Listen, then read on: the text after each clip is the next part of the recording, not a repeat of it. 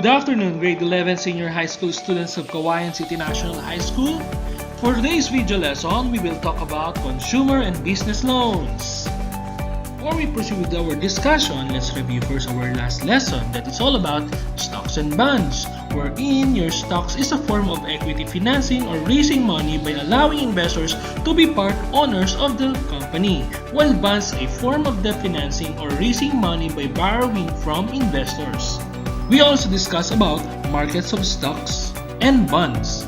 Also, we discuss about market indices of stocks and bonds, and we compute dividends of stocks.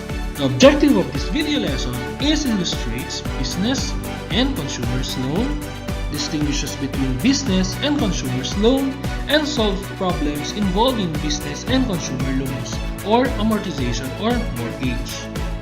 Let's define first what is a loan. A loan is a lending of things or money to individuals or organizations that is expected to be paid back on a certain time with interest. There are types of loans: home loans, personal loans, student loan, business loan, and etc. Loans are provided to help people who are experiencing financial crisis. In this video lesson, you will be able to learn the basic concepts of loans. The business loan, which is referred as the borrowed money from a bank or other lending institution or persons that can be used to start a business or to have a business expansion. Another type of loan is a consumer's loan. It is referred as the borrowed money from a bank or other lending institutions or persons that can be used for personal or family purposes. Definition of collateral. It is an asset used to secure the loan. It may be a real estate or other investments. Let's have an activity. Let's identify whether the following is a consumer or a business loan. Number 1. Mr. and Mrs. Bautista borrowed money from their aunt abroad to finance the college education of their children. Is it a consumer loan or a business loan? The answer is consumer loan. Number 2. Gina plans to sell cactus online. She borrows 10,000 pesos from her parents to start her online selling. Is it a business loan or a consumer loan? The answer is a business loan. Number 3. Mr. Marquez wants to have his own house. He went to Pag-ibig office to apply and avail for a housing loan. Is it a consumer loan or a business loan?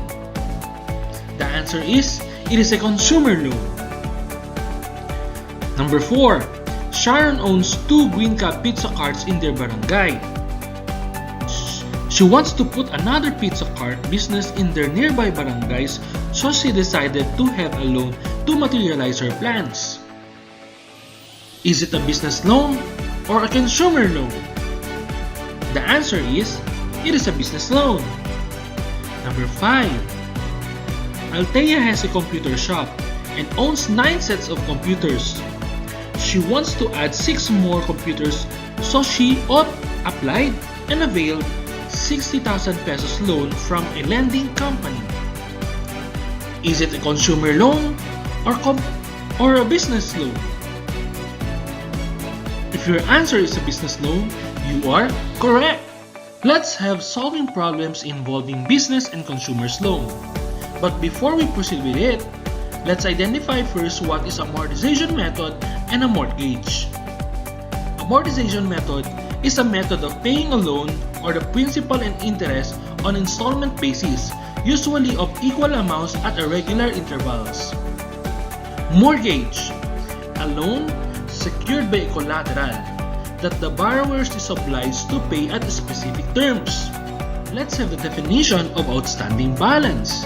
It is any remaining debt at a specified time. Let's have an example. A loan of 300,000 pesos is to be paid in full after 2 years.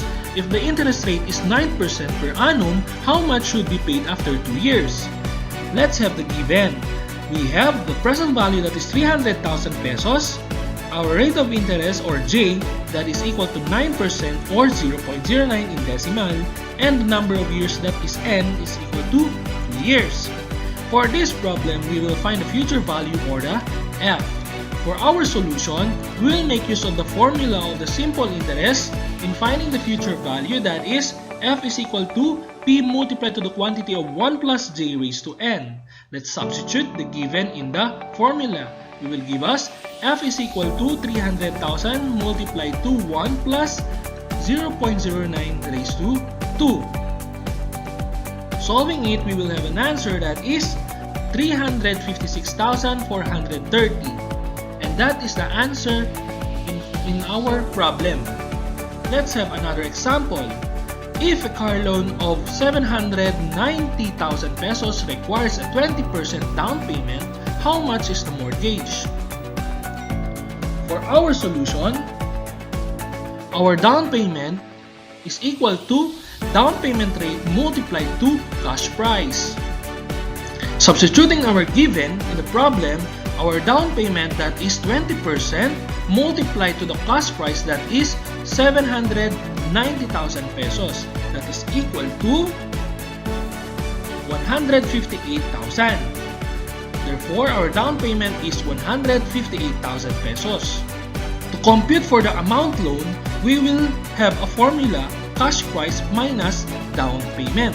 That is 790,000 minus 158,000. That is equal to 632,000 pesos. The mortgage of the car loan having 20% down payment is 632,000 pesos. Let's have another example. A person borrowed 1 million pesos for a purchase of a car. If his monthly payment is 25,000 pesos on an 8-year mortgage, find the total amount of interest. Let's have our solution. The total amount paid is given by total amount is equal to 25,000 pesos multiplied to 12 months multiplied to 8 years. That is equal to 2,400,000 pesos. Thus, the total interest is the difference between the total amount paid and the amount of the mortgage. Total interest is equal to 2,400,000 pesos minus 1 million pesos. That is equal to 1,400,000 pesos. The total interest for 1 million pesos borrowed having monthly payment of 25,000 pesos on an 8-year mortgage is 1,400,000 pesos. Let's have another example. Our consumer loan worth 80,000 pesos is to be repaid in 12 months at 8% convertible monthly. How much is the monthly payment? Let's have the word given. That is A, or the amount, that is equal to 80,000 pesos. Our nominal rate, that is I raised to 12, that is equal to 0.08 or 8%. And let's compute for our J, or our rate of interest, that is I raised to 12 all over 12. That is equal to 0.08 all over 12. For our N, or the number of years, that is equal to 12. For the problem, we will find the regular payment. We will make use of the formula R is equal to P all over 1 minus quantity of 1 plus j raised to negative n all over n. That is the formula that is being discussed last lesson. We will substitute the given in the formula. That is R is equal to 80,000 pesos all over 1 minus 1 plus 0.08 all over 12 raised to negative 12 all over 0.08 all over 12. Let's simplify. 80,000 pesos all over 1 minus quantity of 1 plus 0.067 raised to negative 12 all over 0.0067. Let's simplify again.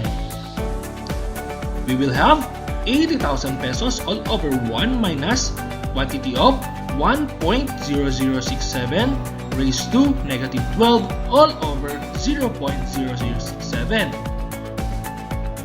We will simplify it again. We will have 80,000 pesos all over 0.07700536497 all over 0.0067. Let's simplify the denominator. That is 80,000 pesos all over 11.4933380,563. And let's have the final answer, that is 6,960.554. For this video lesson, we learned the definition of loan, that is lending of things or money to individuals or organizations that is expected to be paid back on a certain time with interest, and the type of loans, that is home loans, personal loans, student loan, business loan, and etc.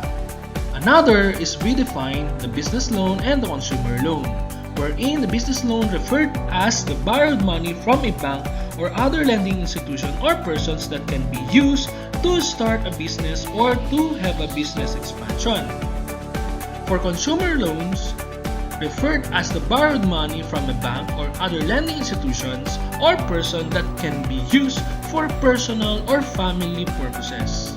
For your assignment, what are the factors that you need to consider in applying for a loan? Why is it important to consider those factors? Explain your answer. Write your answers on a sheet of paper to be submitted in this link.